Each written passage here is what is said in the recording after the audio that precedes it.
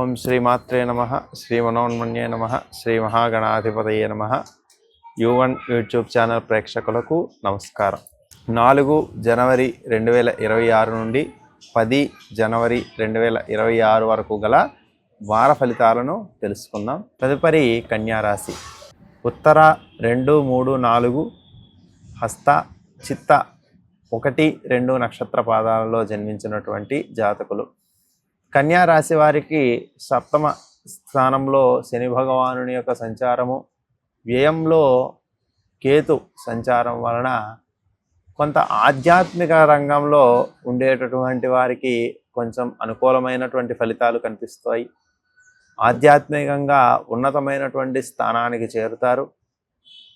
ఏది మంచి జ్ఞానము, ఏది విషయ జ్ఞానము, ఏది శుభ ఫలితాలను ఇస్తుంది, ఏది అశుభకరమైనటువంటిది అనేటటువంటి అంశాలలో నేర్పును కలిగి ఉంటారు.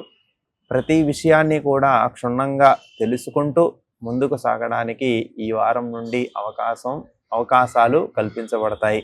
కాబట్టి కన్యారాశి వారు ప్రత్యేకంగా భగవంతునికి సంబంధించినటువంటి ఆధ్యాత్మిక పరమైనటువంటి అంశాలలో ఎవరైతే ఉంటూ ఉంటారో వారికి కొంత అనుకూలమైనటువంటి కాలంగా చెప్పవచ్చు.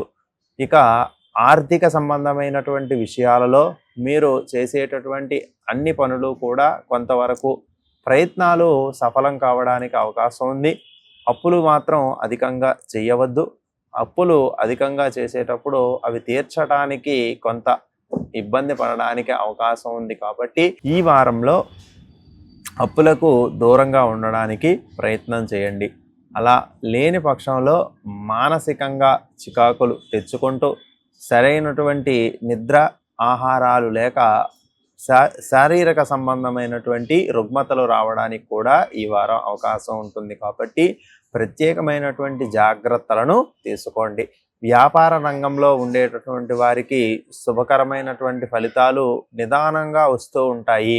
దీనికి ఎక్కువ ఓపిక అనేటటువంటిది చాలా అవసరం. కాబట్టి ఈ వారం కన్యారాశి వారికి అంత సరి అయినటువంటి ఫలితాలు కనబడక వ్యాపారులలో నిరాశ అనేటటువంటిది కనిపిస్తూ ఉంటుంది. అలాగే ఆరోగ్యం కూడా కొంత ఇబ్బంది పెట్టడానికి అవకాశం ఉంది. కాబట్టి కన్యారాశి వారు ప్రత్యేకమైనటువంటి శ్రద్ధ తీసుకోవడం చాలా అవసరం.